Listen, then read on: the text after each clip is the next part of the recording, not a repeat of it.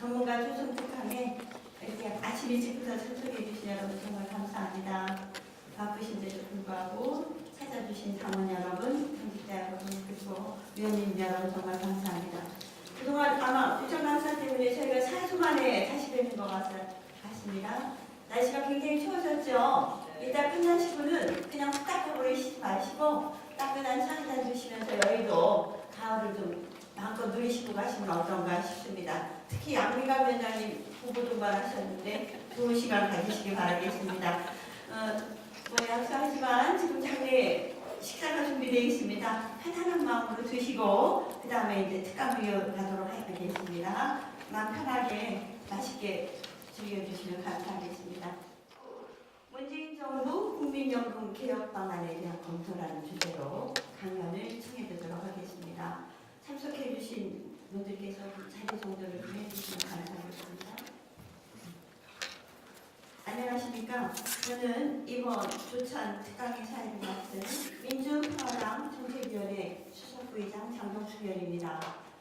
바쁘신 일정에도 이른 아침부터 이렇게 오늘 특별경연에 참석해 주신 분들께 진심으로 감사드리겠습니다.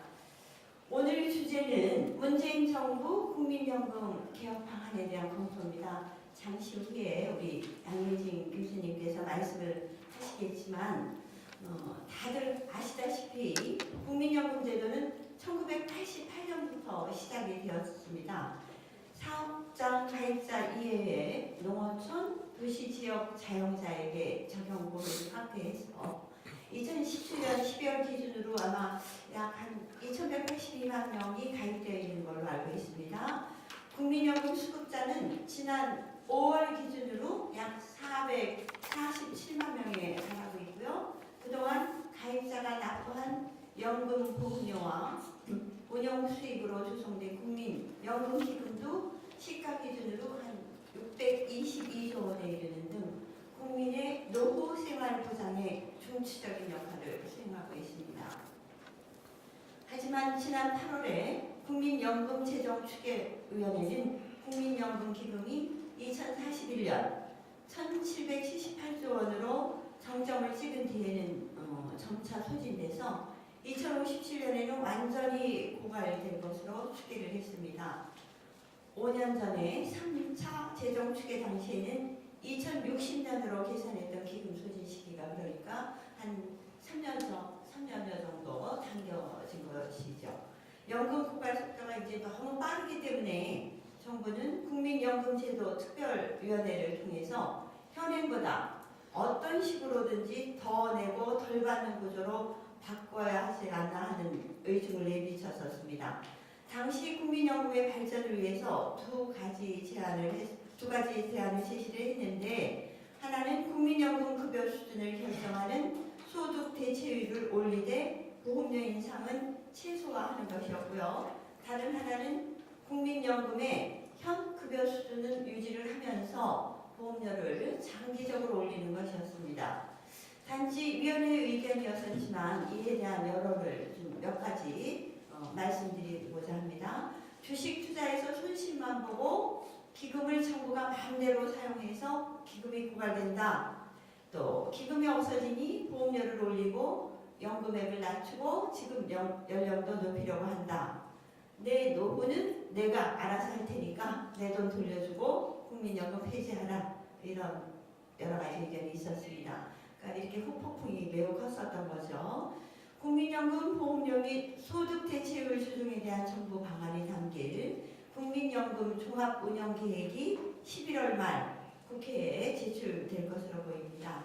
그래서 오늘은 연세대 양재진 교수님을 모셨습니다. 그래서 오늘 특강을 통해서 국민연금 제도 개선에 대해서 우리 민주평화당이 지혜를 모으고 해법을 찾아가는 좋은 기회가 됐으면 좋겠습니다.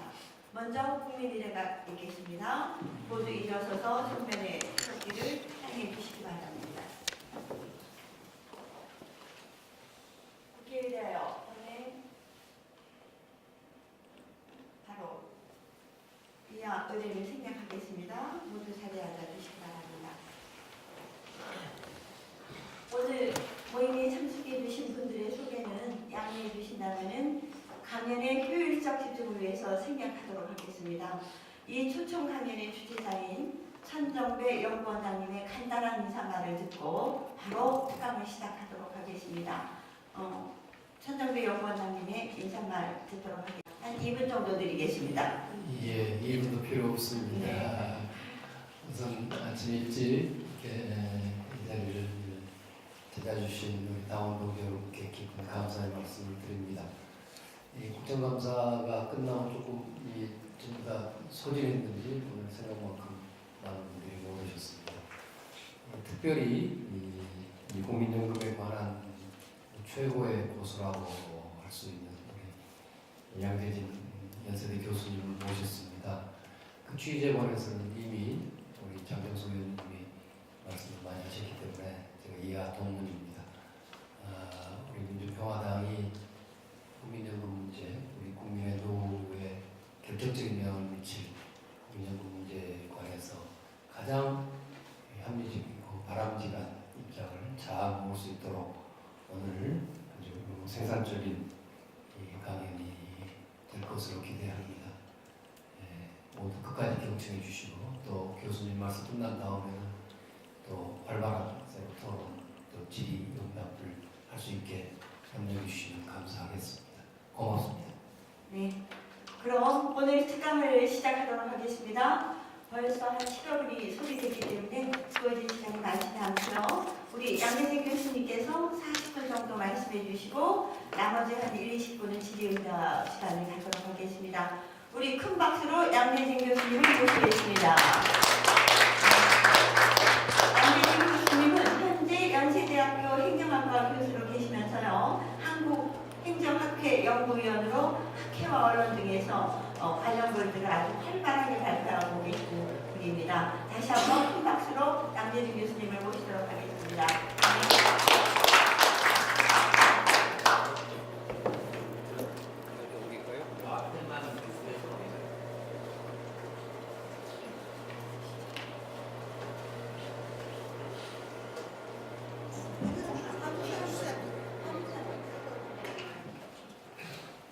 네, 소개받은 양재진입니다.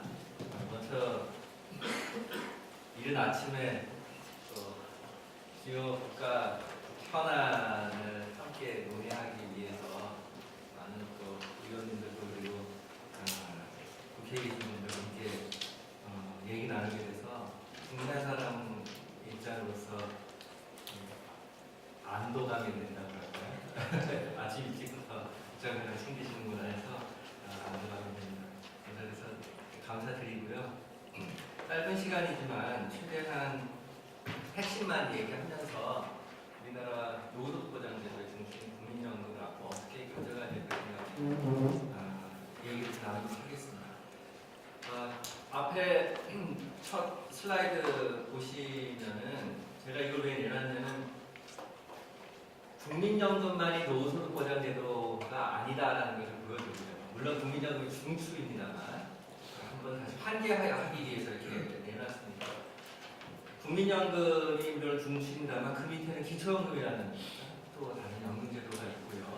또 국민기초생활보장제도에서 65세 이상 노인들을 위해서 생계급여가 제공되고 여러 가지 생활보장이 된다면 그 또한 연금이라고 볼 수 있는 그런 기능을 동일하게 한다라는 것을 말씀드리고 싶습니다. 그리고 국민연금 위에 사업자 근로자들은 퇴직금, 이 퇴직연금으로 지금 전환되고 있죠.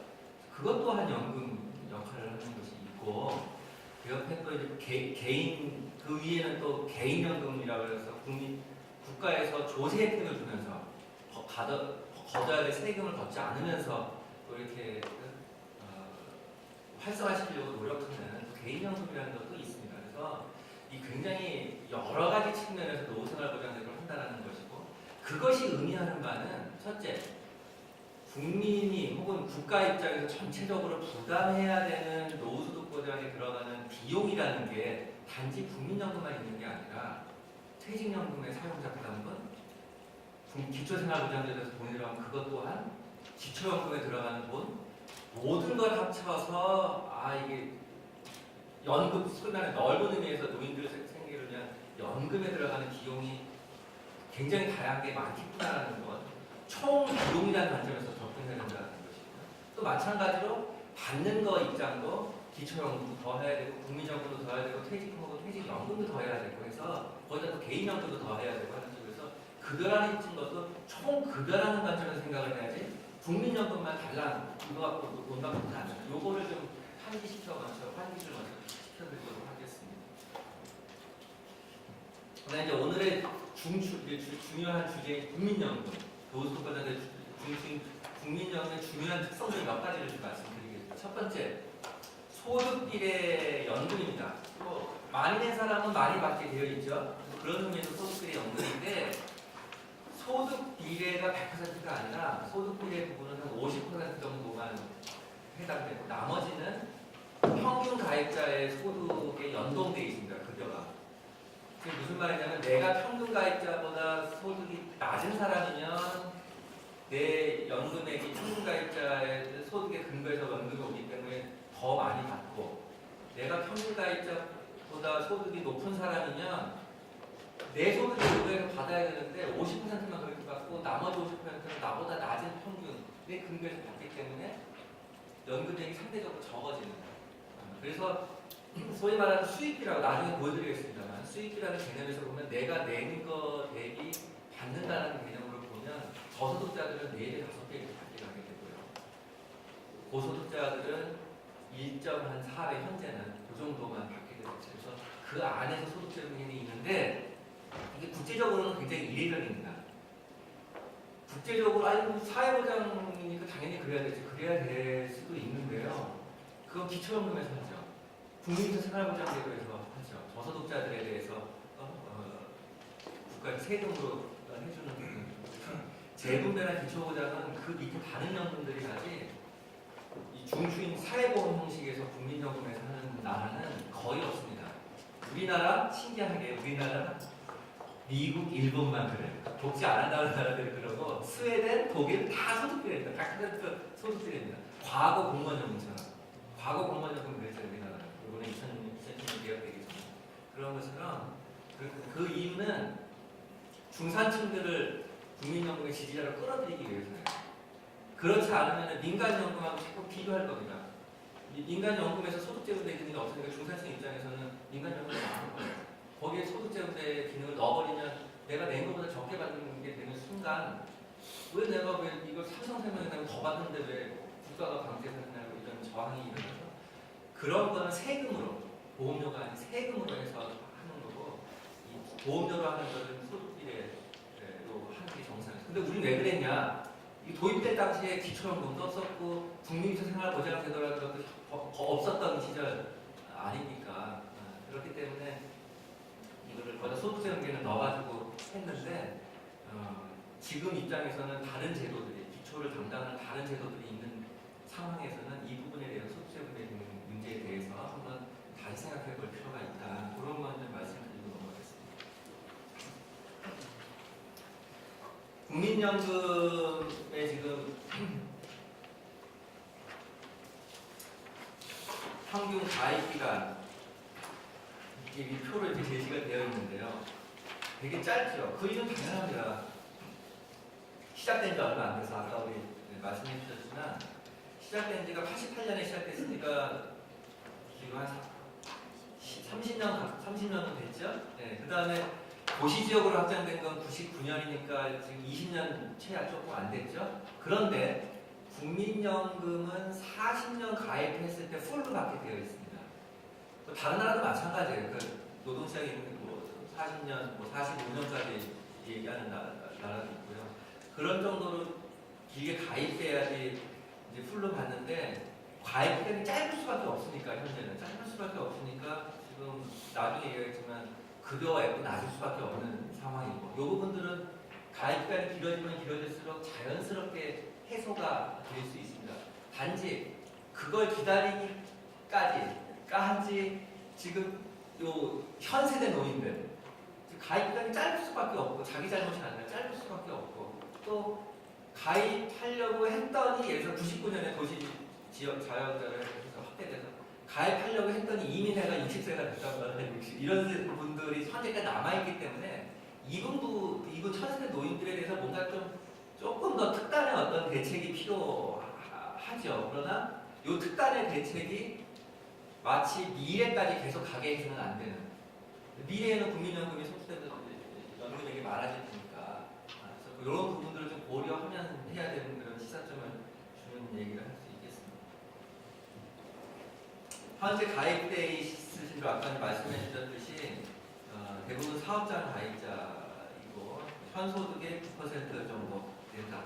제가 그 마지막에 구표를 하나 구록을 집어넣은 게 있는데 9%에 지금 약속한 건 40%를 2020년까지 40%를 약속했어요. 급여를 소득대책이라는 거 40% 약속해고 있는데 사실 그렇게 이례적이죠. 지금 대부분의 나라는 20% 정도 내고 40% 정도 받아가는 그렇게 지금 되어 있는 게 현실이고 우리도 이게 그렇게 갈 수밖에 없을 거라고 저는 생각을 합니다.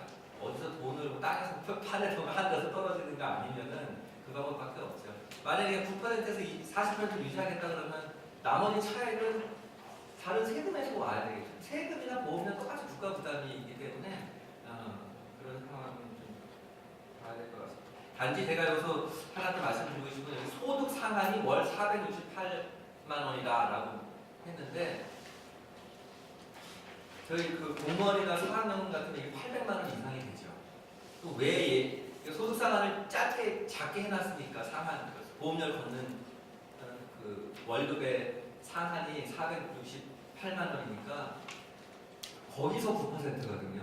전체 월급의 9%가 아니라 거기서 9%니까 소위 말하는 중산층 이상들 이런 이상들의 입장에서 보면은 더 많이 내고 그래서 공무원이나 사학연금 되는 것처럼 더 많이 내고 나중에 더 많이 냈으니까 더 많이 받을 수 있을 텐데 왜 조금밖에 못 내냐 하는 이렇게 볼 수도 있어요. 근데 국민연금 관리하는 공단이나 국가 입장에서 보면은 지금 많이 내게 하면 할수록 적자가 훨씬 커집니다. 왜냐하면 지금 내는 거에 비해서 받는 거를 아직도 높게 설계가 되어 있기 때문에 지금 내는 거에 비해서 많이 받게 되어 있으니까 내는 걸 많이 내면 더 많이 줘야 되지 않습니까? 그러니까 적자가 더 커질 수밖에 없는 상황입니다. 그래서 이걸 보험료와 급여를 균형을 좀 이렇게 맞춰 놓으면 그때는 더 많이 내고 더 많이 받아가도 국가의 적자 부분은 커지지 않는데 지금 이게 불균형이 돼 있어서 더 많이 내면 더 많이 주고 더 적자가 커지는 이런 상황이어서 이걸 소득상한을 많이 못 올리는 그런 문제가 있습니다. 그래서 그런 부분들 좀 말씀드리고요. 연금급여 소득대출 40%로 했지만 지금 아까 말씀드렸듯이 가입 기간이 짧기 때문에 지금 평균 연금급여액은 뭐 45만 원 정도밖에 안 됩니다. 저기 보면 특례 포함 이렇게 되어 있는데 특례라는 게 뭐냐면 연금제도 시작했을 때 이미 55세가 됐거나 뭐 이런 분들은 가입해봤자 소용이 없지 않습니까? 60세까지 연금 내고 어떻게 보면 받지도 못해요. 그때 시작할 때 20년 가입해야지 연금을 받습니까? 그런 분들을 위해서 5년만 좀 내면 나중에 액수는 그래도 조금 적지만 연금을 주겠다 한 그런 특례 규정이 있었습니다. 5년만 내면 연금을 받게 되고 그런 특례 규정에 의해서 된 노인분들 그런 연금액이 작은데 대부분의 지금의 가장 많은 분들이 그걸 받고 있습니다. 그렇기 때문에 평균액은 확 떨어지게 되겠죠. 그렇게 되어 있어서 특례가 포함이 되면 37만 8천 원 지금 받고 있는데 떨어지고 특례를 그런 분들을 빼면 45만 원. 이것도 아까 말씀드렸던 20년 가입한 사람 한 90만 원 되죠. 만약 40년 가입했으면 180이 됐을 것입니다.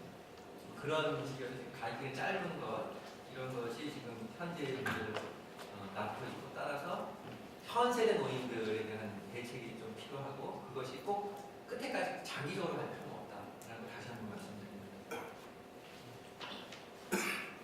이 수익비 아까 말씀드린 그 수익비입니다. 자기가 낸 거에 비해서 얼마 받아가느냐라는 거고요. 이거는 그 현재 가치로 했을 때 나중에 받을 돈은 현재 가치로 계산을 다 한 그 수익비가 되겠습니다. 보시면 첫 번째 알 수 있는 게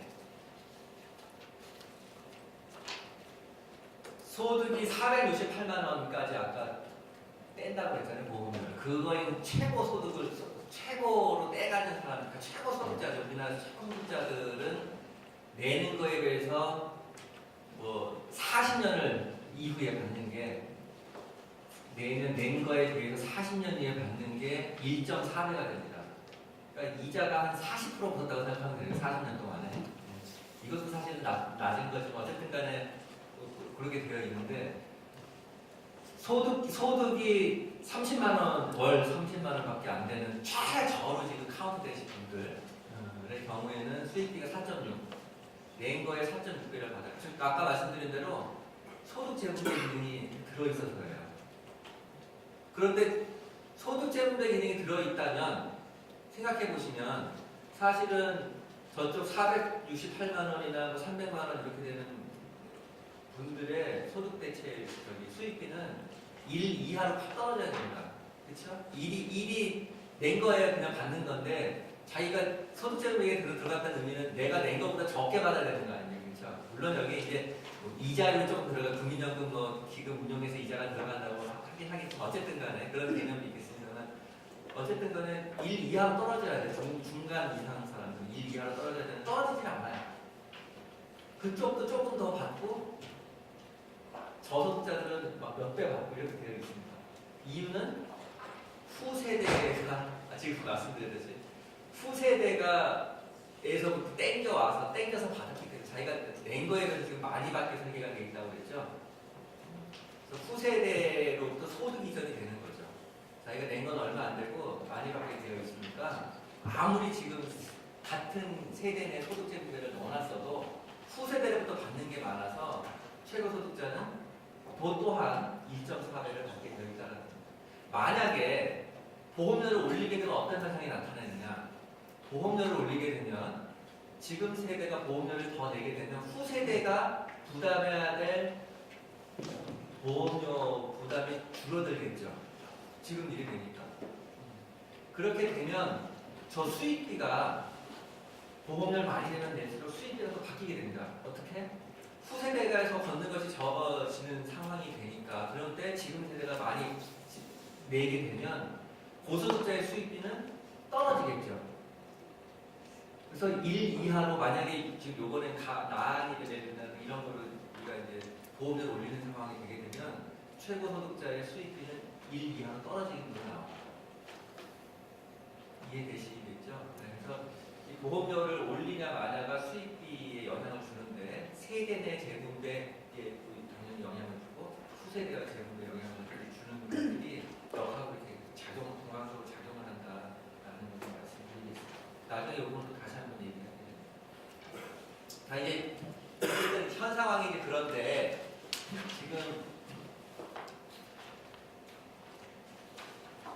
지금까지는 내는 사람들이 많고 아직은 연금이 성숙이 안 돼서 아무리 뭐 보험료를 작게 내든 뭐 하든 내는 사람이 많고 받는 사람이 적은 상황이어서 쌓일 수밖에 없습니다. 기금이. 그런데 2040년 정도 되면 당연히 이제 연금 시작된 지 40년이 되고 대부분의 연금 가입한 사람들이 많이 이제 은퇴가 나오게 되는 그런 시점이 되면 받는 사람이 많아지니까 쭉 떨어지죠. 서서히 고갈적인 주는 게 아니라 기금이 쭉 떨어지는 쫙 있는 돈 쓰게 되고 결국에는 아까 말씀드렸듯이 57년에 기금이 고갈이 물론 고갈이 되더라도 국가 입장에서 국민들한테 약속한 거 안 줄 수 없으니까 어떻게든 주겠죠. 방법은 세 가지입니다. 보험료를 그때 왕창 올리든지 아니면은 그게 뭐 하면은 뭐 있는 다른 거 쓸 돈 국방비 쓸 돈이든 뭐에 과잉 쓸 돈 갖다가 연금 주든지 아니면 일본처럼 빚을 져가지고 주든지 그렇게 하게 되겠죠. 어쨌든 다른 데 써야 될 돈을 줄여서 한다는 것도 좀 문제고 빚을 진다는 것도 문제니까 보험료를 조금이라도 더 걷어놔서 저 기금을 조금 더 오랫동안 좀 유지하면서 고갈을 연착륙시키자 하는 게 지금의 이제 재정 안정화이라고 할 수 있을 수 있는 거죠. 그런 면에서 한번 보셔야 될 게 부가방식 기용률이라는 개념이 있습니다. 기금이 다 떨어졌다 없다. 기금에서 그러니까 기금이 있다는 건 의미는 뭐냐면 보험료를 지금 걷어서 그거를 노인들한테 이렇게 연금을 줄 거 아닙니까? 그런데 기금이 있으면 일부분은 보험료 걷는 것만 하고 부족하니까 보험료 걷는 것만으로 연금 주는 게 부족하니까 기금에 있는 거를 조금씩 꺼내가지고 보험료 현재 걷는 거에다 기금에서 가져온 걸 얹어가지고 지금 연금을 주는 거가 되는 거거든요. 그렇죠? 앞으로 이게 기금이 떨어진다고 할 때 기금이 고갈된다는 의미는 뭐냐면 쭉 줄어든다는 의미는 뭐냐면 보험료 받는 거에다가 현재 쌓아놓은 거에서 떼다가 이렇게 연금을 주는 거지 않습니까? 네. 그런데 이렇게 떼서 줄 게 있으니까 보험료를 적게 걷어도 조금 되는 상황이 되는데 이 보험 기금을 다 써버렸어. 그러면 보험료만 걷어가지고 연금을 줘야 되거든요. 그때 보험료만 걷어서 연금을 줘야 되려면 연금을 주려면 보험료를 과연 얼마나 걷어야 될까? 그게 부가방식 비용률입니다. 지금 보시면 2020년까지도 우리는 지금 9%씩 걷는데 9%씩 걷는데 5.2%만 걷어도 지금 노인들 연금을 벌 수 있어요. 그런데 9%를 걷어놓는 이유는 나중에 떼서 쓸 거를 좀 마련해 놓으려고 9%에서 조금 더 걷는 겁니다. 그렇기 때문에 지금 쌓여가는 거예요. 네. 그런데 그런 기금이 없다고 치면은 예를 들어서 2060년 기금 고갈된 이후에는 당장 국민연금만 29.3% 30%를 걷어야 됩니다. 당장. 그러니까 소득의 30%를 연금 필요한 걸 돈 쓰려고 걷어가야 돼요. 거기에는 의료보험료도 들어간 것도 아니고 퇴직연금 부담 들어간 것도 아니고 다른 거에 세금 내고 다 들어가는 거 아니라 그냥 30%뚝 떼서 해야 됩니다.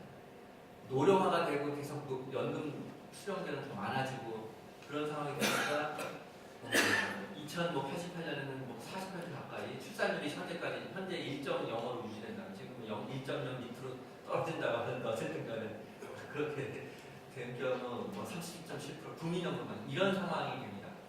그래서 이제 지금 계속 지금이라도 조금 여력이 어느 정도 될 때 조금 더 만약에 나중에 29% 30%까지 사실 이거 불가능한 사실 게 있거든요. 그러니까 지금 5.2% 해도 되는데 9% 내지만 한 10몇 %씩 조금 더 내자. 그러면은 저기 부가가치 비용률로 해야 되는 시점이 뒤로 미뤄지겠죠.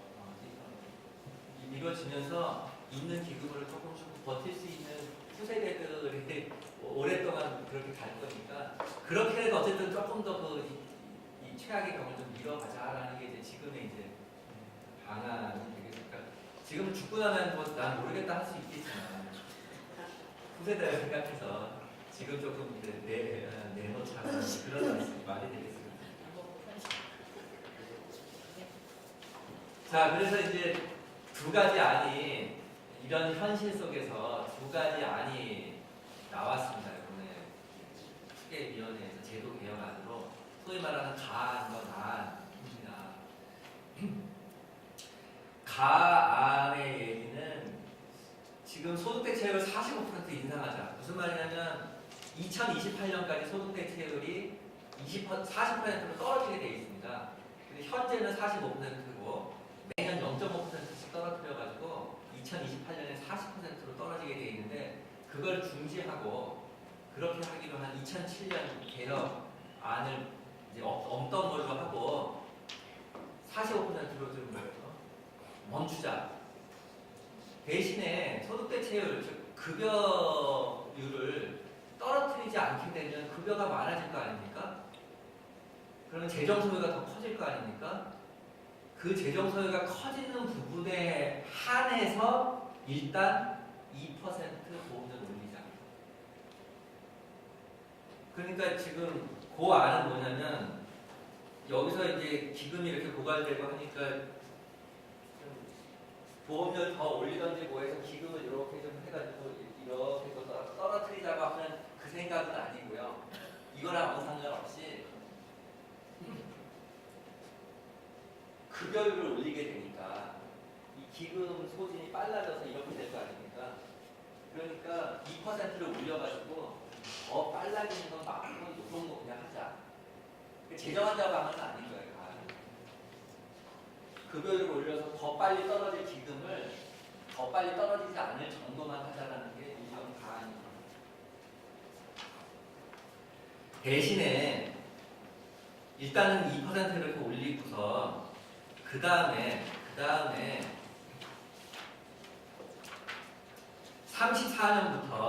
34년쯤 되면 그때 적자가 나기 시작하는 때입니다. 그때부터 연금 보험료를 그때부터 좀 올리자. 지금 당장은 아니고 그때부터 좀 올리고 그 다음에 보험료를 그러니까 18%까지 올라가게 되는 경우에 계속 올라가게 될 수밖에 없지 않겠습니까? 올라가게 되면 그만 스톱하자. 왜냐하면 서구의 많은 나라들은 20% 선에서 멈추게 했고 스웨덴도 연금보험료를 18.5%에서 더 이상 못 올리게 법에 박았거든요. 보험료 더 못 올리다 법에 박았어요. 그 다음에 그러면 모자란 부분 어떡하냐? 개인이 책임져야 해요. 어쩔 수 없다. 그 대신에 70세까지 일할 수 있게 근로환경 만들겠다. 왜냐하면 계속해서 연금보험료 올리게 되면 다른 생활에 필요한 돈도 못 마련하겠거니와 뭐 경제적으로도 문제가 되고 여러 가지 되니까 그거는 지금부터 미리미리 미래를 스스로 대비하고 어쨌든 간에 18% 이상은 우리도 못 올리겠다라는 그 안을 받아들인 겁니다. 대신에 나머지는 일반 재정을 투입하는데 그 말이 맞아요. 어떻게 보는데 보험료 못 올리는 대신에 다른 세금을 하려고 하면 국가 입장에서 사실은 마찬가지 되는 대안이기 때문에 사실 전반적으로 보면 재정 안정화 방안은 아니고 급여를 일단 현 세대를 위해서 급여를 올리겠다는 것밖에 안 되는 겁니다. 가안에서 내용이 그렇습니다. 나 아는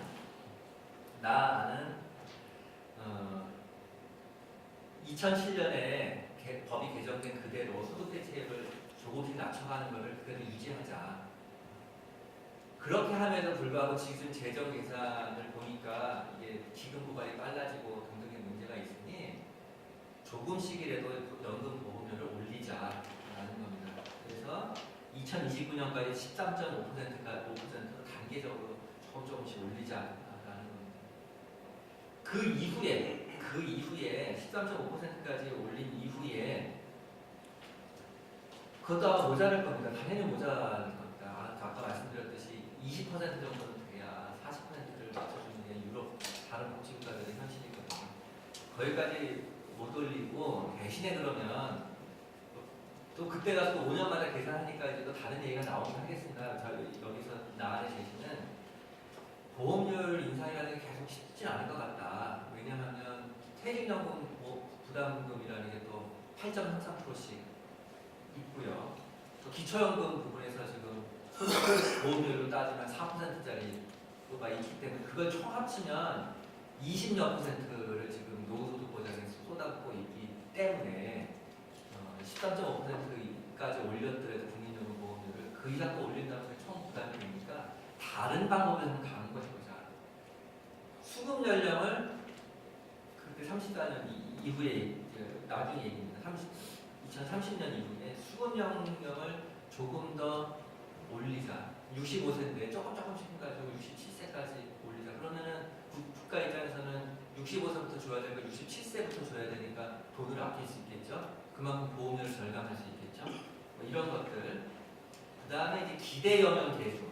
기대연령 계수라는 건 일본이나 독일이나 프랑스나 스웨덴 같은 나라에서 사용하고 있는 방식입니다. 즉 뭐냐면 아까 말씀드렸듯이 기대연령, 즉 수명이 늘어나면 늘어날수록 급여율을 소득 대체율을 자동으로 떨어뜨리게 만든 거예요.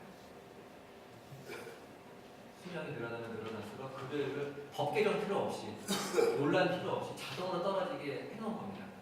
대부분의 선진 복지국가는 이렇게 해놨거든요. 서서히 떨어지니까 그럼 노후소득은 어떡하냐? 아까 말씀드린 대로입니다. 그럼 개인연금을 조금 더 드십시오. 국가에서 더 이상 해줄 수가 없습니다. 개인연금 더 드십시오. 아니면 근로를 더 오랫동안 해서 연금을 내가 65세부터 받을 수 있는데 받지 말고 67세, 68세까지 근로를 더 한 다음에 연금액을 받는 걸 뒤로 미뤘으니까 대신 연금액이 늘어날 거 아닙니까? 그렇죠? 우리도 그렇게 하고 있잖아요. 연금을 늦추면 받으면 대신 연금액을 더 주는 식으로.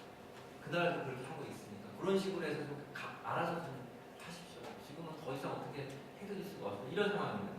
특히 그런 것들을 좀 외국에서는 제도들을 받아들이자 하는 게 나아니까 이거는 가안과 달리 다시 말하면 소득 재정 안정화에 보다 충실한 아니라고 볼 수 있겠습니다. 가안과.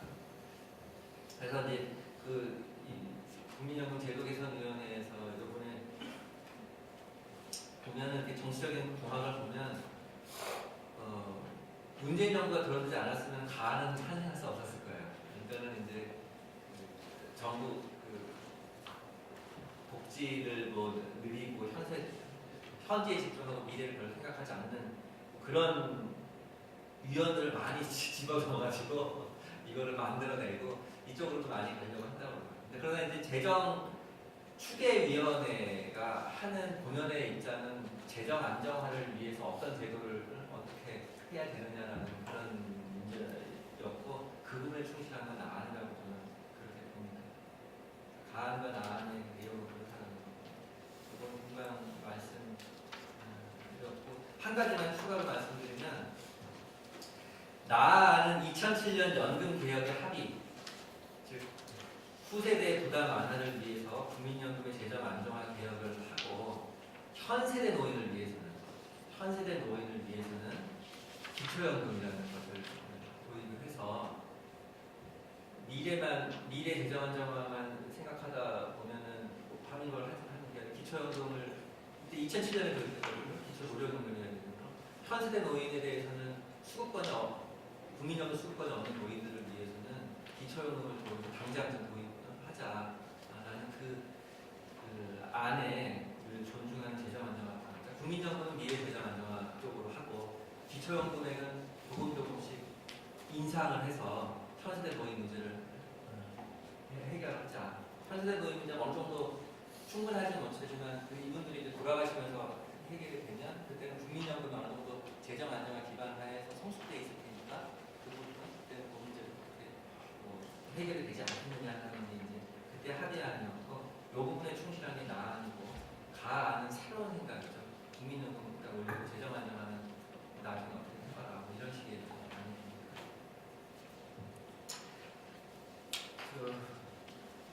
좀 짧게 해야겠네. 코로나 시간을 가지려면 앞으로 5분 내에서 10분 사이에 앞으로는 어떻게 해야 되는지 간단하게 말씀드리겠습니다. 다시 말씀드리지만 국민연금 하나만 갖고 노후소득과자 하는 거 아니다. 즉 여러 가지 놓고 국민연금의 역할을 생각을 해야 된다. 즉 그거를 다층 체계라고 표현을 합니다. 소득보장 제도가 다층으로 되어 있기 때문에 다시 말하자면 연금의 총 보험료율은 국민연금만 6%에 있는 게 아니라 퇴직금 사용자가 12달 근로자가 일하면 한 달치를 어떻게든 연금을 형태로든 혹은 퇴직금 형태로 줘야 되지 않습니까? 대부분 지금 큰 사업장들은 다 퇴직연금으로 바뀌어 있고요. 앞으로 그렇게 계속 갈 겁니다. 그렇게 해서 12분의 1, 12달을 한 달을 주면 8.33%입니다. 이거는 임금 총액입니다. 486만 원까지 그러니까 전체 총액의 이거죠. 그거의 8.33%가 이미 연금이라는 재정이 들어가고 있습니다. 기초연금에 한 34% 정도 보험료를 따지면 들어가고 있습니다. 현재만 약 21% 부담을 하고 있다. 이 위에서 이제 계속 추가 인상된다는 것을 고민을 해야 된다는 것. 즉, 또 다른 한편으로 보면 국민연금의 급여율이 지금 40%로 되어 있고 퇴직연금 이거 신기하죠, 그렇죠? 급여율이 국민연금은 9%에 급여율이 40%고 퇴직연금은 8.33% 내는데 급여율 소득대 체감이 15%로 생각한다는 게 조금 의아하실 겁니다. 기초연금 3, 4, 5%, 뭐 10%. 대충 추계인데 퇴직연금은 낸 거에 받는 기여와 급여의 비례성이 연동이 아주 100% 되어 있는 걸 상정하는 겁니다. 더 후세대로부터 더 주고 받는 게 없이 자기가 낸 거에 비례해서 받는 걸로 생각했기 때문에 15%밖에 안 됩니다. 아까 제가 서구 유럽에서 20% 내면 40% 받는 게 기본 룰이라고 했다고 그랬죠. 2배 정도, 자기가 낸 거에 2배 정도 소득 대체를 보는 게 현재 수준이라고 하면 얼추 비슷할까? 이게 지금 맞는 그 비율입니다. 국민연금은 그거보다 후하게 지금 주고 있어서 이렇게 9% 40%로 되어 있는 거죠. 어쨌든 급여이라는 것도 한 사람의 관점에서 국민연금도 받고 퇴직연금도 받고 기초연금도 받고만 한다면 총 소득 대체율은 65% 정도로 높아서 생각을 해야 된다.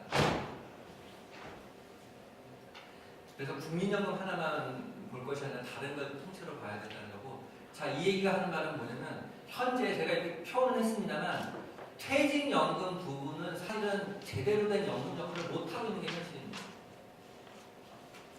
이름은 퇴직연금으로 되어 있는데 받아가는 건 대부분 일시금으로 받아가고 있고 중간 정산이라고 해서 그런 걸 다 해가지고 나중에 보면 연금액이 없어요. 그런 사람들이 대부분입니다.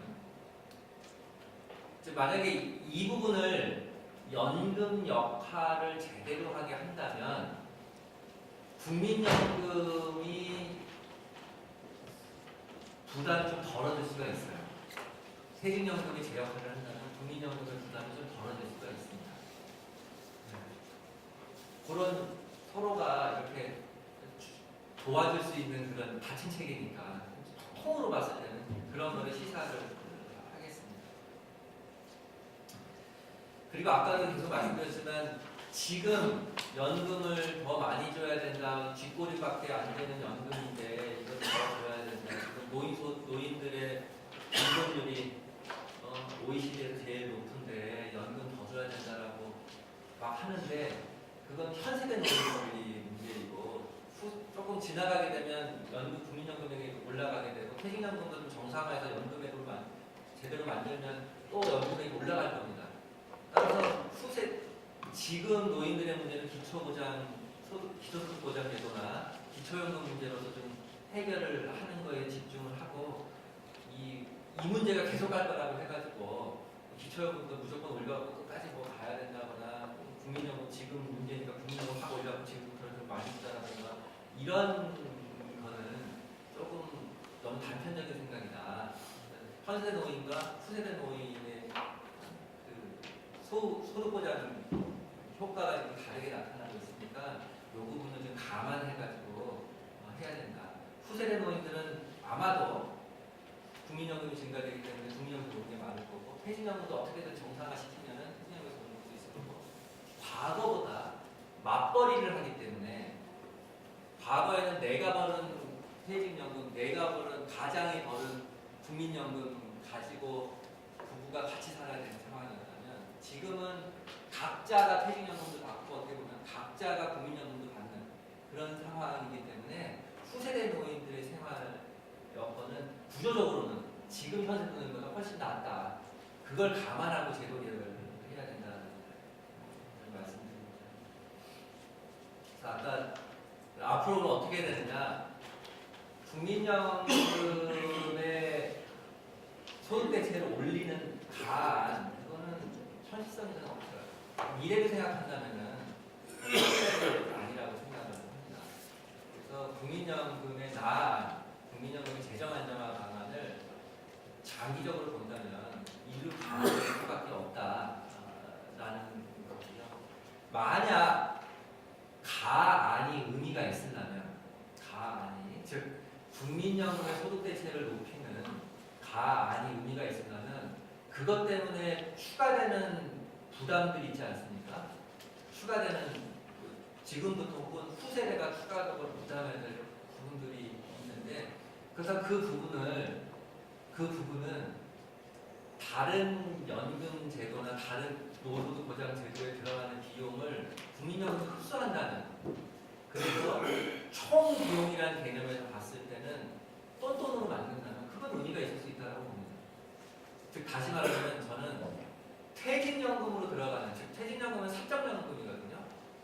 사적연금으로 들어가는 비용 중 중에 상당 부분을 공적연금인 국민연금으로 돌리는 그런 안을 제시했다면, 그렇게 해서 국민연금의 소득 대체를 올리는 안이었다면 그건 오케이라고 봅니다. 왜? 총 부담은 그대로니까.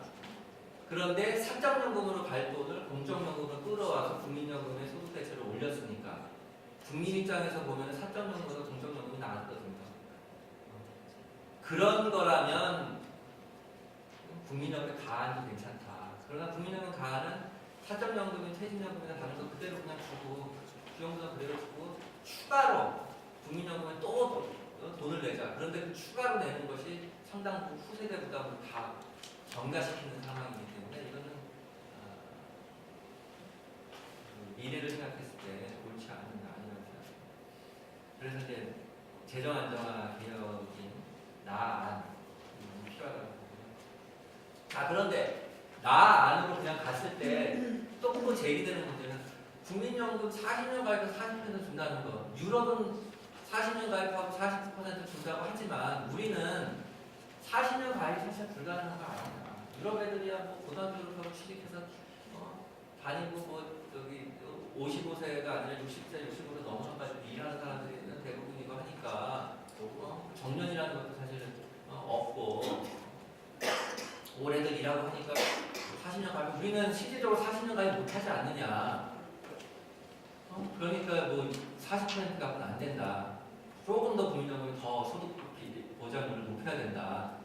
라고 이제 주장을 하는데 대해서 저는 그걸 이렇게 그렇게 됐을 때 후세대 부담이 너무 커지니까 제가 이제 제기하는 건 뭐냐면 퇴직연금을 좀 활용하자 그러면 모자른 소득 대체율, 급여율을 보완하는 퇴직연금을 좀 활용하자. 왜? 유럽에는 없는 건데 우리는 법정 퇴직금제도, 법정 퇴직연금제도가 법정으로 있어서 사실상 강제화된 연금이 있고 그것도 8.33% 소득의 전체 소득의 8.33% 되는 굉장히 거대한 비용이 들어가는 연금제도를 갖고 있는데 이걸 활용하자. 유럽에도 비슷한 연금제도가 있습니다. 기업연금들이 이건 노사가 협상해가지고 하는데 보통 한 3%에서 4% 정도 그 보험료를 따지면 4% 정도짜리를 기업이 노사 협상에 따라서 이렇게 해줍니다. 그거 외에는 법적으로 한 건 그냥 우리 같은 국민연금만 있거든요. 사실은 퇴직금이라는 제도는 전통적인 제도이기 때문에 퇴직금이라는 것은 은퇴했을 때 퇴직금 받으면 옛날에 아무것도 없던 시절에 연금 역할을 하는 거고 중간에 회사를 옮기면 실업급여의 역할을 했던 게 퇴직금입니다. 그런데 고용보험이라는 실업보험이 복지국가에서 갖고 있는 그런 현대적인 제도들이 들어오고 국민연금이라는 연금제도가 들어오게 되면 퇴직연금은 거기서 사실은 그런 다른 현대화된 제도에 흡수되면서 그 기능이 흡수가 되면서 사라져야 될 제도였죠. 그런데 우리만 남아있고 퇴직연금으로 전환이 됐습니다.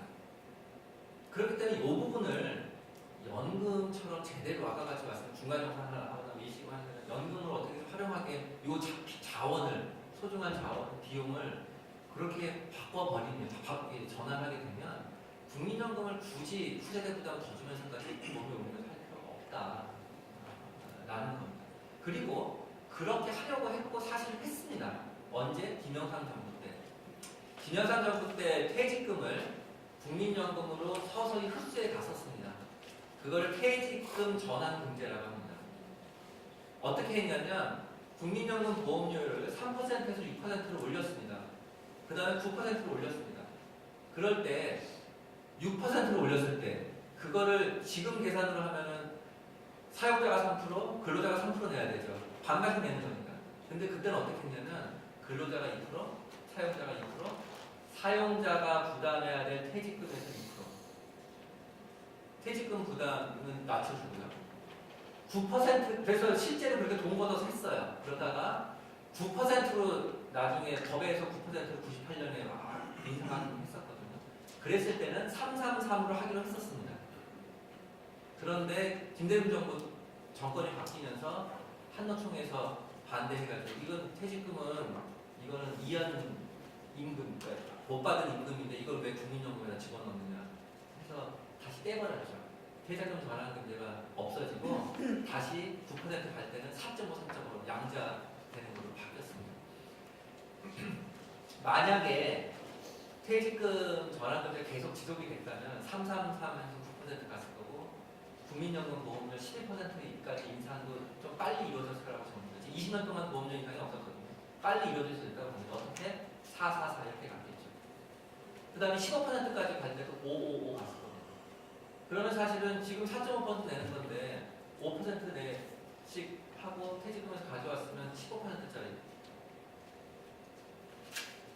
굉장히 보험료 부담이 거의 유럽 수준에 가까운 그런 연금이 됐을 거예요. 5% 퇴직금에서 바꿔서 3.3%는 남습니다. 아직도. 아까 8.33이라고 그랬죠. 퇴직금.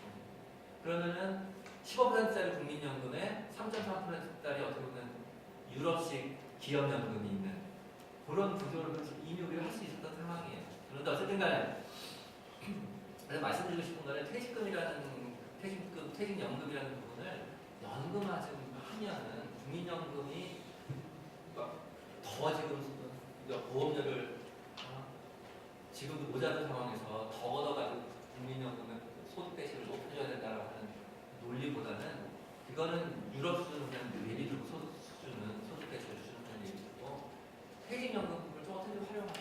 지금 사실은 헛돈 쓰고 있는 거거든요. 노소득 보장제도라는 입장에서 보면 헛돈 쓰고 있는 부분들이기 때문에 이걸 정상화하자라는 겁니다. 그런데 아까 말씀드렸듯이 퇴직연금을 국민연금으로 들어가게 되면 노조가 반대합니다. 첫째는 이거 목돈이 좋은데 왜 이런 생각도 있고요. 두 번째 더 큰 이유일 수 있는데 두 번째는 아까 말씀드린 국민연금은 소득제공제 기능이 있습니다. 퇴직연금은 100% 낼 겁니다. 대부분의 노조는 다 3층국 탑 10%이기 때문에 내 돈이 소득제대로 들어가는 걸 싫어합니다. 그래서 퇴직연금을 연금화할 때는 국민연금에 흡수하게 되면 소득제대 때문에 저항이 심하니 순수 소득비례 연금으로 하자 이렇게 하고 생각할 겁니다. 그게 제 이해안이 되겠습니다. 제가 이제 말씀드린 정치적인 걸 고려해야 된다고 봅니다. 아까 말씀드렸듯이 스웨덴도 순수 소득비례라고 그랬죠. 연금이라는 중산층들이 반대하니까 소득적인 경우는 오히려 민간으로 가겠다고 하니까 독일도 그런다고 했죠. 대부분의 유럽 국가들 다 순수 소득비례로 국민연금을 합니다. 기초는 세금 갖고 하죠. 기초연금이라든지 이런 세금 갖고 당연히 하죠. 그러나 보험 방식의 국민연금은 그대로 소득비례. 이런 식으로 퇴직연금도 보험 방식 순수 소득비례로 하자. 그러면 저항을 줄이면서 이거를 연금으로 활용할 수가 있는 국민연금의 부활을 떨어뜨리는 걸 할 수 있는 그런 겁니다. 이것도 강제화하는 게 싫다고 그러면 상한 퍼블릭 옵션은 국가에서 퇴직연금 사업을 운영하자는 거예요. 지금 삼성생명이든 우리은행이든 근로자들이 원하는 쪽으로 기업이 원하는 쪽으로 보험료를 내주지 않습니다. 강제로 8.3% 의무 납부를 하지 않습니다. 이거를 고용보험공단이든 국민연금공단이든 하나 사업자를 국가가 만들어서 퇴직연금 사업을 하자라는 거예요. 꼭 굳이 왜 그러느냐? 민간에서 잘하고 있는데 잘하고 있지 못하기 때문에 그런 거죠. 잘하기 어려운 이유는 다른 게 아니라 수수료 때문입니다. 민간업자 입장에서는 당연히 퇴직금 사업을 하면서 돈을 벌어야죠. 수수료를 이윤 남기고 배당까지 할 거 생각하고 뭐 해서 수수료를 내릴 수밖에 없습니다. 수수료율이 한 0.8%에서 1% 정도 가까이 됩니다. 물론 그 운영을 어떻게 하느냐에 달라져요. 그 수수료율 자산에. 근데 이건 30년 가입, 40년 가입의 장기 상품입니다. 1년에 수수료를 0.5%씩만 줄여도 0.5%를 30년 한다 그러면 단순만 생각해도 복리계산하지 않아도 15%, 복리계산하면 30% 정도 이자율이 달라져요. 연금 자산에서. 즉 개인 입장에서 보면 국가에서 수수료를 반만 떨어뜨리면서 운영을 하게 되면 개인 입장에서는 한 20에서 30% 연금 자산이 그냥 가만히 있어도 늘어나는 게 되는 거죠.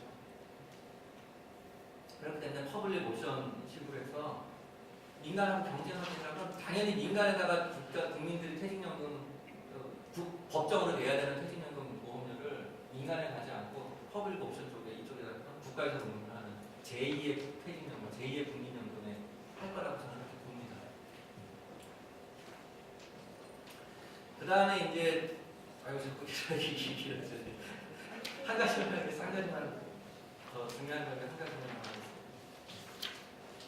이렇게 해서 퇴직연금이든 국민연금이 좀 뭔가 제 역할을 하면서 제자리를 잡게 되면 기초보장 부분에 현 세대 노인들을 위한 어떻게 할 것이냐에 고민을 해야겠고, 지금 퇴직연금이나 국민연금이 사실은 미래 노인들한테 더 영향을 당장 지금 어떤 걸 해결을 해주는 건 아니에요. 현세대 노인들. 현세대 노인 문제는 기초연금이나 기초생활보장 제도로 커버할 수밖에 없다고 봅니다. 그런데 지금 기초연금 제도는 법적으로 그냥 70% 잘라가지고 70% 계속 해주고 이걸 높여주는 방향으로 가고 있는데, 나중에도 만약 그렇게 가게 된다면 나중에는 국민연금이나 퇴직연금 받아서 괜찮은 노인들한테도 30%는 떼고 70% 하니까 괜찮은 노인들도 기초연금 계속 들어가는 상황이 돼요. 그리고 기초연금을 7% 주려고 하다 보니까 진짜 필요한 가난한 앞에 한 30에서 40%에 해당하는 요 앞에 이제 가난한 저소득 노인들은 연금액을 올려주기가 어렵죠. 다 같이 70% 다 다른 중산층이나 노인들까지 다 줘야 되는 상황이 되다 보니까.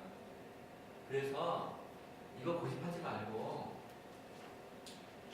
지금 수준을 놀려면 노트로라도 하고, 지금 당장 저소득자 노인들 앞으로 10년, 20년까지 앞으로 나올 또 현세대 노인들의 문제는 기초보장연금이라는 식으로 스웨덴처럼 하자. 기초보장연금은 어려운 것도 아닙니다. 기초생활보장제도에서 65세 이상 노인들에게 주는 거를 이름을 기초보장연금이라고 떼가지고 따로 하자라는 거예요. 어차피 국민 기초생활보장제도 60세 이상 노인들 가난하면은 월 1인 같았으면 지금 한 생계급여가 58만 원, 60만 원까지 보장을 해주지 않습니까? 그리고 그 보충 급여로 가죠. 본인의 소득이 30만 원이면 60만 원에서 모자란 30만 원 채워주고, 본인의 소득이 40만 원이면 모자란 20만 원을 채워줘서 내셔널 미니멈, 최소한의 생계를 보완해주는 걸 하지 않습니까? 그거를 국민생활보장제에서 하는 거를 그대로 좀 제대로 하자라는 거고, 이름을 기초보장연금으로 만들자라는 겁니다. 기초생활보장제도 있다면서 왜 연금을 떼내느냐? 기초생활보장제도에는 노인만 있는 것이 아니라 근로 가능한 연령대 젊은 사람들보다 중장년층에 다 들어가 있습니다. 그렇기 때문에 기초생활보장제도에서 여러 기준들이 굉장히 강할 수밖에 없죠. 일할 수 있는, 근로할 수 있는 사람들이 들어가 있는데 거기다가 그래 돈이 없냐고 다 그냥 국가에 해줄게 하게 되면 아무도 일 안 하고 다 그럴 거 아니에요. 그래서 그 자활 요건도 좀 붙이기도 하고, 소득 기준, 재산 기준 같은 것도 엄격하게 해서 기본적으로 네가 벌어서 하고 네 있는 재산을 먼저 쓰고 그 다음에 국가에 의지하라는 거로 제도가 설계되어 있는데 국민생활보장제도 있지 않습니까?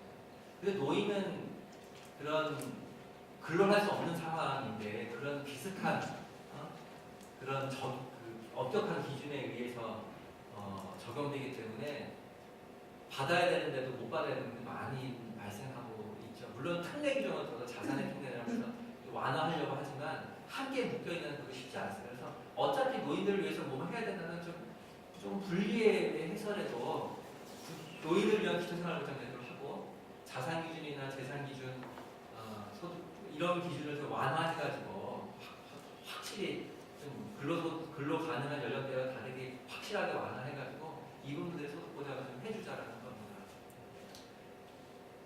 기초연금에 들어가는 중산층 이상까지 들어가는 돈은 사실 기초연금, 기초소득 보장을 해가지고 저소득 노인들에게 집중을 해주는 거로 바꾸고요.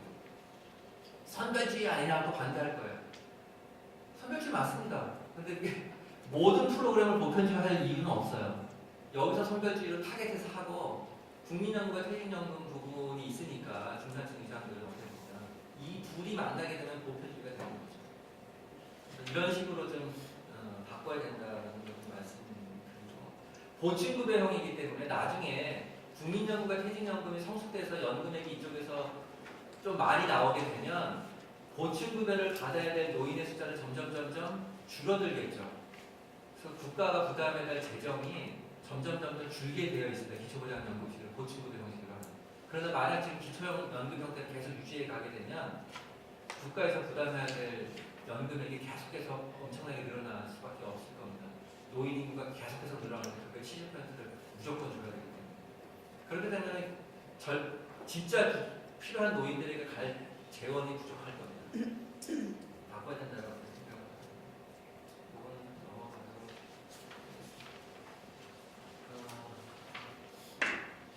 이것도 아까 말씀드린 거니까 국민연금의 지급보장 문제가 좀 이슈가 되고 있어서 이거 하나만 말씀드리고, 지급보장 하든 않든 사실은 국가 입장에서는 지급할 수밖에 없어요. 어떻게 기금 없네요, 못 지금 이렇게 해서는 국가가 조직할 수 없기 때문에 줄 수밖에 없습니다. 그리고 또 한편으로 지급보장을 해도 국가가 재정안정화 개혁을 아니할 수도 없습니다.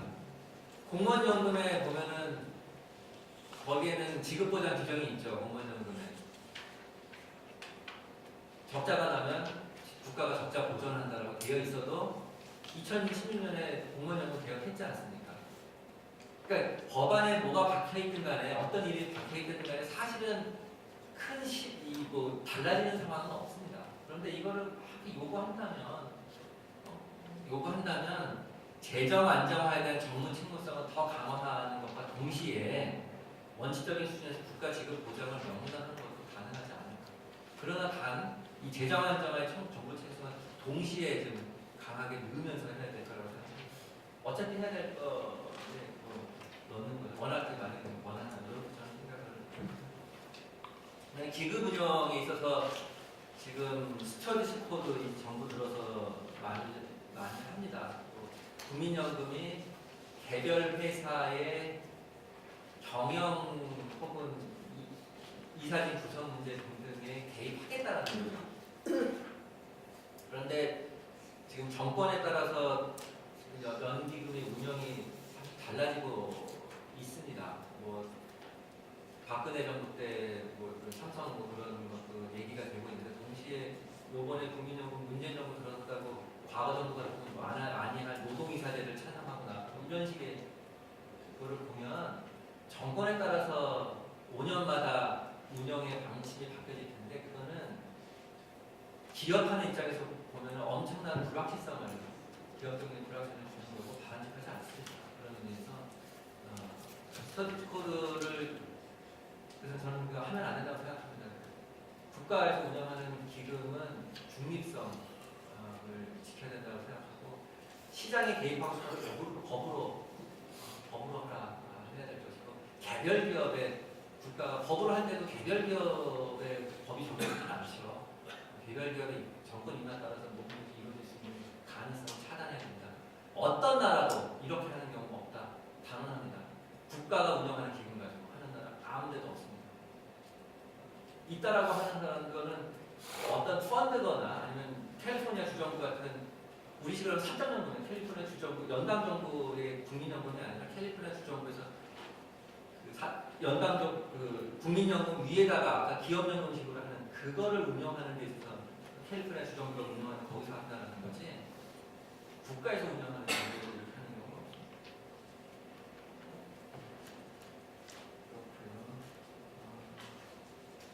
공무원연금과 형평성 문제. 지금 공무원연금에는 퇴직연금 부분이 없다고 생각하시면 됩니다. 있으면 3분의 1 정도가 들어있는 거고요. 그러니까 국민연금에는 퇴직연금이 없고, 퇴직연금이 분리되어 있는 인간과 달리 공무원연금에 퇴직연금 부분이 들어와 있다고 생각을 하시면 되겠습니다. 그렇게 따져보면 공무원연금은 총 보험료의 현재 18%, 국민연금과 퇴직연금은 합치면 9% 플러스 8.33% 17.33%. 사실은 이 국민연금과 퇴직연금을 합치고 공무원연금을 이렇게 비교하면 거의 비슷한 수준의 연금이에요. 현재. 그래서 퇴직연금이 연금화가 된다면 둘 다 비슷하고 그래서 어떻게 보면은 둘이 합쳐지게 되는 것도 가능합니다. 따라서 그 양자를 비교할 때는 국민연금과 공무원연금만 현재 비교하고 미성숙된 국민연금과 성숙된 공무원연금을 비교하는 것은 의미가 없다라고 저는 보고요. 국민연금과 퇴직연금을 통으로 보고 공무원연금과 비교하면서 양자의 통합 같은 것도 좀 고려할 수 있는 상황이 될 거라고 생각합니다. 이렇게 봐주시고 뒤에 이제 구표 두 개는 이제 다른 나라의 소득 대책이 어떤가, 다른 나라의 연금제도 보험제도 어떤가 하는 것을 제시해 봤습니다. 참고로 보시면 됩니다. 이상 좀 많이 걸렸으니 설명을 마치겠습니다.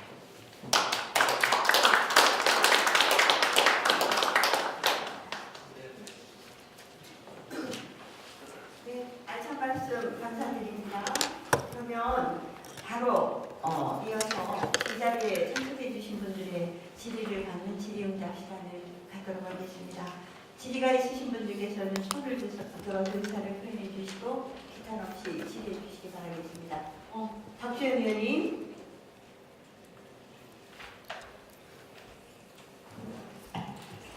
예, 아침 일찍 귀한 강연 감사드립니다. 일단 저는 이렇게 우리가 모였을 때 하나라도 좀 바꿔 나가는 그런 노력이 필요하다고 생각하고요. 일단 그 퇴직연금 문제 좀 바로 좀 거기 집중해서 해결하면 좋을 것 같습니다. 이게 퇴직금 떼먹는 기업이 있다거나 아니면 퇴직금 그러니까 갑자기 망하는 기업이 있다거나 이런 핑계로 지금 그냥 금융사 그냥 수익 보장하는 이제 프로그램이 가동되고 있다라고 보거든요. 얼마든지 그 떼먹는 기업이나 망하는 기업에 대한 대책은 다른 식으로 할 수 있는 거를 이 어떤 연금 체제의 발달 과정에서 퇴직연금이라는 식으로 이게 수출구멍이 들어가면서 그냥 금융사에 그냥 그 피 같은 근로자들의 퇴직금이 상당히 이제 그 금융사의 수익으로 들어가 버리고 이제 없어져 버리는 거죠. 네, 그래서 그 부분은 꼭 이제 정말 방법을 찾아주셨으면 하고요. 그리고 국민연금 플러스 퇴직연금 플러스 기초연금 이거 통합적으로 봐야 된다는 말씀 전적으로 동의하고요.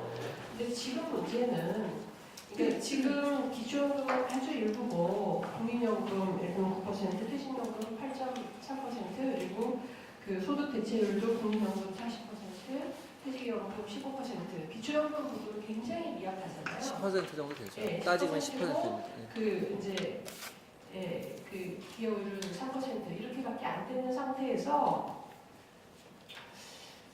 주로 그러니까 이 국민연금과 퇴직연금에 포함되지 못한 사람들이 너무 많은 거예요. 그리고 그분들이 정작 그 연금이 필요한 분들인 거죠. 2분위에서 한 5분위 정도의 이 뭐 실업자, 자영업자, 그리고 소규모 사업장, 현세대 노인, 또 비정규직 이런 분들 정말 연금이 필요한 2분위에서 5분위까지 이 대다수 상당한 사람들이 국민연금과 퇴직연금에서 소외돼 있다는 거죠. 그래서 지금 우리 입장에서는 당분간은 기초연금에 상당한 비중을 두고 적어도 복지를 하는 사람이라면 뭐 이게 그냥 무슨 기금 운용하는 이런 차원이 아니라 복지를 하는 사람이라면 이 기초연금에 포커스를 두고 갈 수밖에 없다. 그리고 그게 일종의 부가 방식하고도 연계되는 거잖아요. 그러니까 지금 뭐 굉장히 선진국이라고 하는 덴마크나 뭐 무슨 네덜란드나 스위스나 이런 데는 우리 같은 그런 기여하고 하는 방식이 아니라 그냥 부가 방식으로 해서 주는 거 아닙니까? 그렇죠. 네. 아니 기초연금이라고 하는 세금을 하는 건 다 기본적으로 부가 방식이 되는 거죠. 예. 그렇죠. 그러나 그 위에도 적립하면서 네. 우리나라 국민연금처럼 운영을 합니다. 네. 그런데 지금 이제 근로자의 의무가입 공적연금 보험료를 보면 다른 나라들은 지금 뭐 10몇 %, 우리나라가 9.5%, 그러니까 9% 이렇게 되지만은 여기 보면 덴마크는 0.8%, 그리고 아니 네 말씀하세요. 네. 그 굉장히 낮은 그 부분은 그러니까 그게 개인의 기여 방식으로 가는 것이 아니라 예. 덴마크가 좀 특정 좀 신기하죠, 그렇죠? 네덜란드하고 네덜란드도 스위스가 그렇죠. 예. 스위스도 그 나라들이 지금 공적연금이라는 이름 하에서 보험료이 없는 거는 네. 거기는 단체 협상으로 덴마크나 네덜란드는 단체 협상으로 사실 80% 노동자들이 가입되어 있는 소득비례 연금이 있습니다. 우리나라 퇴직연금 같은 것이 법으로 명문화되어 있지는 않아요. 단체 협상으로 전 근로자 80%가 가입되어 있는데 그 보험료율은 한 20% 가까이 되죠. 그러니까 네. 퇴직연금이 주가 되는 걸. 예. 그런데 그 그 나라의 퇴직연금은 우리의 퇴직연금은 미국식 방식입니다. 민간 업자들이 하는데 그 나라의 퇴직연금은 기업과 노사가 함께 관리하는 그리고 그러면 그러니까 뭐라 그러죠? 기금을 자율적으로 운영하는 그런 방식의 퇴직연금을 갖고 있고 그 안에서 일정 부분 저소득 노동자들을 보호하는 재분배 기능도 갖고 이런 식의 우리가 생각하는 퇴직연금과 다른 건데 아무튼 그게 국민연금의 역할을 합니다. 그러니까 지금 우리의 문제는 퇴직연금이 아무런 재분배 기능이 없으면서 엄청난 부분을 차지하고 기초연금은 굉장히 적고 국민연금에서도 또 사각지대가 엄청 많고 이런 문제 전체적인 문제를 생각한다면 그리고 특히 또 우리나라에서는 자산이 금융자산이 아니라 이제 다 집으로 돼 있잖아요. 근데 그 부동산 양극화가 엄청나게 크고 결국은 그 집을 나중에 줄이거나 팔아서 또 자기 노후 이제 어떤 그 소득으로 하는 상황에서 그런 거 전체적으로 고려하면 지금 현재는 조금 더 기초연금을 네, 어떻게 더 아까 저도 말씀드린 게 기초보장 지금 현세대 노인들에 대해서는 기초연금이나 기초보장연금의 이름을 바꾸든 어쨌든 그거를 해야지 국민연금 갖고 지금 해결될 수 없다. 현재 현 세대 노인만이 아니라 우리 세대까지를 이어서도 여전히 그 사각지대가 너무 넓다는 게 그 사각지대 자체가 연금이 가장 네, 필요한 맞습니다. 사람은 왜냐하면 맞아요. 지금 현재 국민연금에 있어서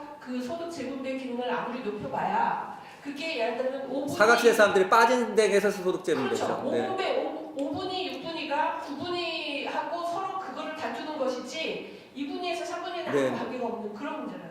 네, 맞습니다. 그래서 기초 부분을 어떻게 할까가 현 세대 노인도 중요하고 미래도 중요해요. 근데 기초가 지금 말씀하셨듯이 기초 부분에서 커버해야 될 노인들, 집중해야 될 노인들 한 30% 정도로 파악이 됩니다. 왜냐하면 국민연금 사각지대가 많다고 해도 30% 정도거든요. 적용 대상자로만 따지면 20% 정도만 빠져 있고 그 외에 적용 대상자 아닌 사람까지 한 30% 정도.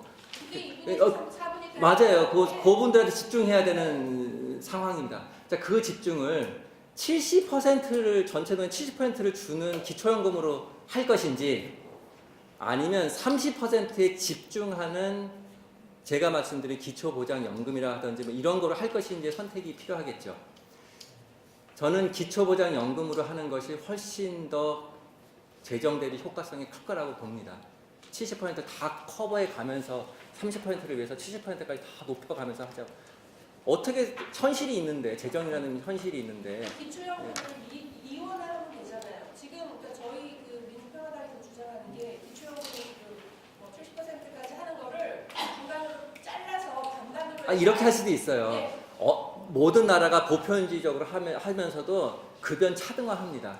좋아, 70%를 다 주는데 필요한 사람에겐 조금 더 주겠다.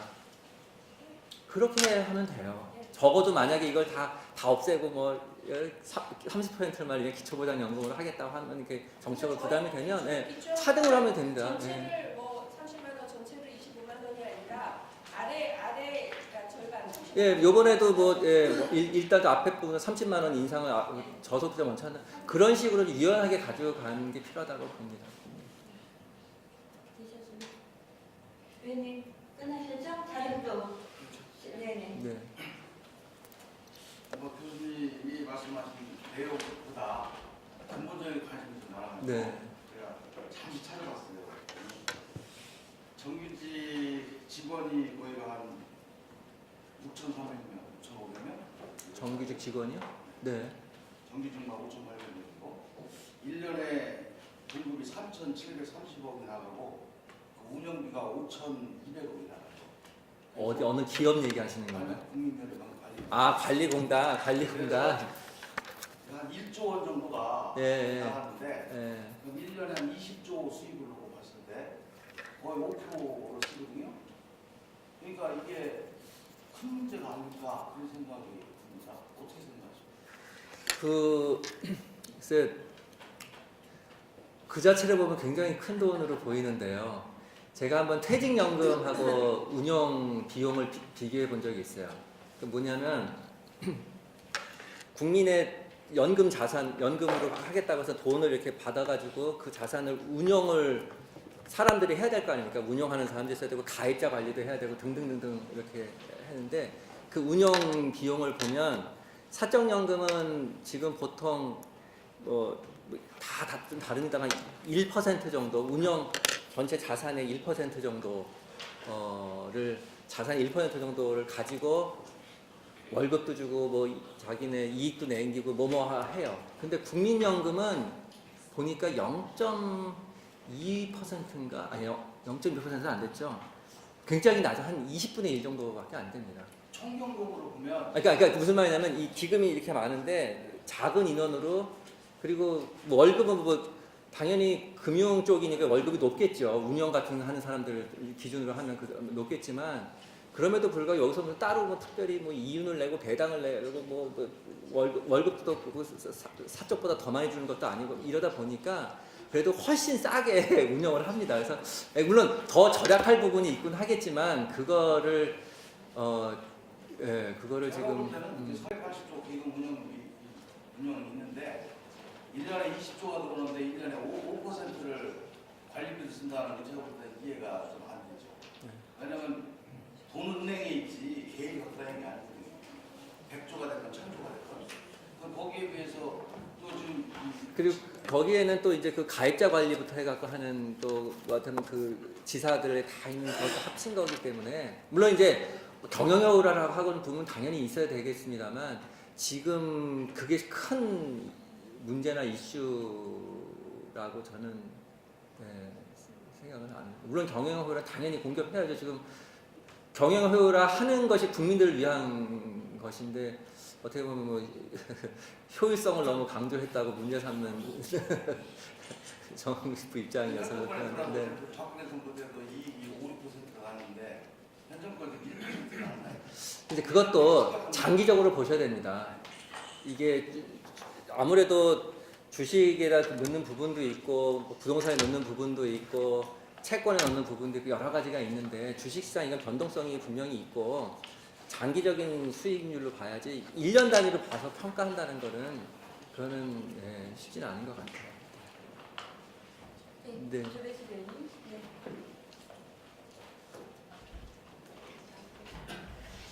네, 저는 오늘 7시 반부터 예산안과 관련된 그런 논의가 있어서 제가 주된 내용을 제가 못 들었습니다.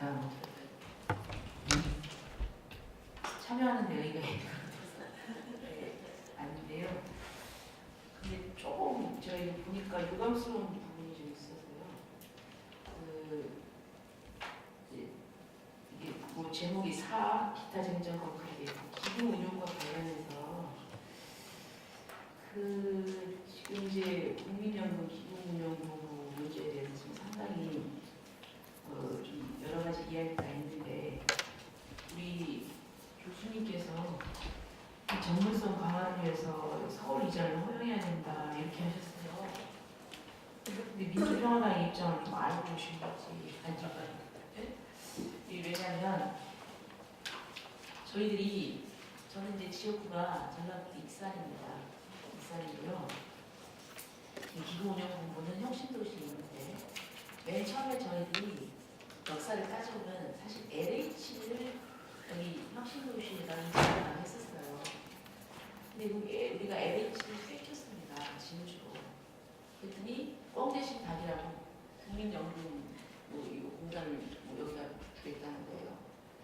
근데 거기에는 이제 이게 기금운용본부가 있는 거죠.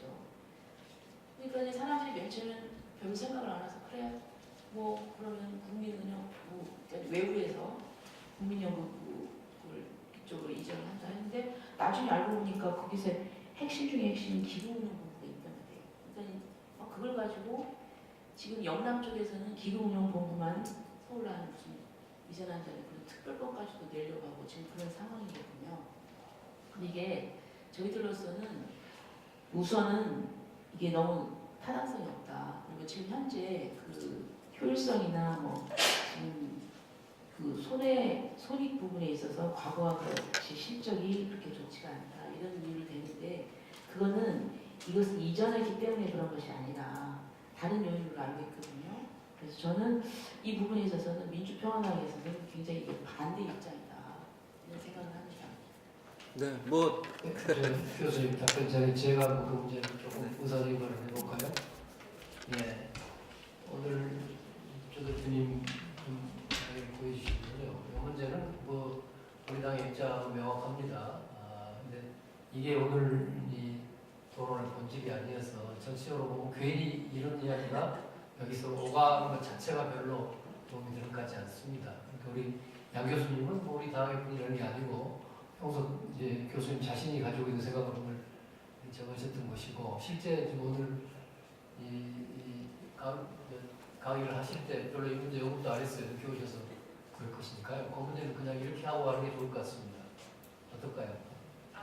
알겠습니다. 특별하니까. 예, 아니 뭐 제가 뭐 그렇다고 하면은 그런데 이제 왜냐면 이게 이제 그 PPT 자료에 있어가지고. 그러니까요. 그게 논쟁하고 네, 자체가 아니 뭐 저도 뭐 사람을 위한 네, 것이니까. 발표자니까 말씀을 드리면 문재인 정부 국민연금 개혁 방안에 대한 검토라는 걸 의뢰받았고 거기에 대해서 제 생각을 얘기하는 것이 제가 민주평화당의 입장을 고려해서 할 거라는 건 그런 건 아니고요. 그냥 의원님들께 제가 그냥 국민의 한 사람으로서 부탁 말씀 드린다면 그래서 지역구 이해랑 또 여러 가지 지역 현안을 살펴야 되는 건 당연하겠죠. 대표로서 그렇게 하셔야겠지만 국회에서는 그걸 좀 떠나서 한번 의사결정에 나서 주셨으면 어떤가 하는 생각을 해봅니다. 그러니까 네네. 자, 제가 이제 원장님 오늘 정리하겠습니다. 이 문제 논쟁 오늘의 목표는 이런 게 아니거든요. 그러니까 그냥 네, 알겠습니다. 예. 그 논쟁은 아니 그러니까 이제 다른 게 아니라 좋습니다. 저는 아주 굉장히 중요한 말씀하셨어요. 그러니까 지역 이해를 떠나서 국가 전체적인 걸 봐야죠. 저도 그렇게 생각합니다. 하는데 이 논의가 이제 자칫하면, 그러니까 제가 생각할 때는 이게 촉발이 된 것이 수익률이 떨어지고 그 부분이거든요. 그 부분을 자꾸 이게 이쪽으로 이전했기 때문이다. 이런 식으로 문제가 됐기 때문에 저는 그건 아니다. 이런 부분은 좀 오히려 더 객관적으로 봤으면 좋겠다. 이렇게 하십시오. 네, 알겠습니다. 예, 우리 조배석 대표님 의견이 그렇다는 정도로 하고 네네. 다른 질문이 있으시죠? 제가 질문을 하고 네네. 기초적인데 여기 이제 아까 그 소득 수준별 수익비라고 네네. 최상한은 1.4배인데 대체로 추상적으로 제가 알겠습니다만 아주 구체적으로 이야기해 본다면 이게 2.4를 어떤 수치를 말하는 건데 100을 내면 140을 나중에 받는다. 100을 낸다는 게 그거에 네네네. 답이라는데 그러니까 100이라는 게 뭡니까? 예컨대 제가 뭐 예를 들어 한 달에 뭐 10만 원씩을 연금으로 냈다. 아니 연금 고용주가 낸 것까지 합쳐서. 예, 그러니까 제 부담이 아까 9%에다 10만 원씩 냈다. 네. 그러면 최상한이면 뒤에 결국 14만 원 받게 된다는 뜻인가요? 아 이게 연금으로? 아니요. 그렇게 할 수가 없. 그렇게 되는 건 아니고요. 예. 40년 동안 낸 액수 원금, 40년 동안 낸 연금 원금이죠. 원금. 40년 동안 낸 원금 내가 내고 또 고용주가 내줘서 한 그 원금하고 그 다음에 65세부터 받는 거를 가정을 하고 20년 동안 받았을 때 1.4배가 된다. 네네 받았을 때 20년 동안 받은 그 연금 총액을 비교하면 1.4배가 되더라. 그럼 이 금융기관에 사실은 그냥 예금으로 것만 또 못하겠군요. 1.4. 어떻게 보면 그럴 수도 있습니다. 현재 맞습니다. 그런 의미냐? 네. 전체 네. 네, 여기가 9시 반부터 다른 또 토론회가 예정이 되어 있기 때문에 마무리하겠습니다. 오늘 양재진 교수님은 국민연금 개혁은 기초, 퇴직, 개인연금, 또 기초생활보장제도 등 다층 체계 관점에서 접근해야 한다고 말씀해 주신다고요. 또 현 세대 노인의 상대적 빈곤과 미래 세대 노인의 소득 보장안을 구분해야 한다는 점을 아주 말씀해 주셨습니다. 많이 공감하고 있습니다. 그런데 다음으로는 또 국민연금의 재정 안정화 개혁이 필요함을 지적해 주셨고요. 또 퇴직연금의 소득비례 공적 연금화로 급여의 적절성을 확보해야 한다는 점도 또한 강조해 주셨습니다. 그리고 스웨덴식으로 노인만을 위한 기초보장연금을 만드는 것이 필요하며 신설시에는 국민연금의 소득 재분배 기능은 약화시키는 게 필요하다고 진단해 주셨습니다. 저 또한 퇴직연금에 관한 논의가 활발했으면 좋겠습니다. 앞으로도 큰 연금인데 대부분 일시금으로 차고 있고 연금으로 받아들여지지 않고 있지 않습니까? 그래서 연금형으로 전환되지 않는 한 다층 체계가 완성될 수 없는 것이라고 생각합니다. 앞으로도 다층적인 부분에 대한 논의가 이루어져야 한다고 생각을 합니다. 마지막으로 제가 보건복지위원회 소속위원이라서 한마디 좀 덧붙이고 싶은 얘기가 있는데요. 국민연금 관련해서 이번 국정감사를 통해 느낀 점을 좀 짧게 말씀드리고 싶습니다. 국민연금은 소득이 있는 사람에게는 의무의 가입이죠. 여러분들이 다 아시다시피. 그런데 일부 부유층 가운데 막대한 재산을 보유하고 있음에도 연금 보험료를 장기간 내지 않는 부도덕한 사례가 수두룩하다는 점을 제가 국민연금 국감 가서 지적을 했었습니다. 그래서 사업 중단이랄지 실직, 재해, 사고 등으로 인해서 소득이 없다든지 뭐 크게 감소할 경우에는 국민연금이 보험료 납부를 유예해주는 납부 예외 제도를 악용하는 이들 때문에 생기는 것인데요. 정당한 기여와 정당한 보상의 사회 정책이 좀 하루빨리 완비됐으면 좋겠다 하는 제 소감을 말씀드렸습니다. 오늘 우리 민주평화당은 오늘 우리 양재진 교수님의 특강을 통해서 논의한 귀중한 내용들과 부족한 부분들은 계속해서 채워나갈 것입니다. 우리 민주평화연구원이 앞장서 주시리라 믿고 저희 또한 그렇게 가겠습니다. 끝으로 이른 아침부터 나오셔서 경청과 열띤 토론을 해주신 여러분, 이미 특강 자리를 마련하신 민주평화연구원 천정배 원장님과 관계자분들 그리고 특강에 참여해주신 모든 분들께 진심으로 감사의 말씀을 드리겠습니다.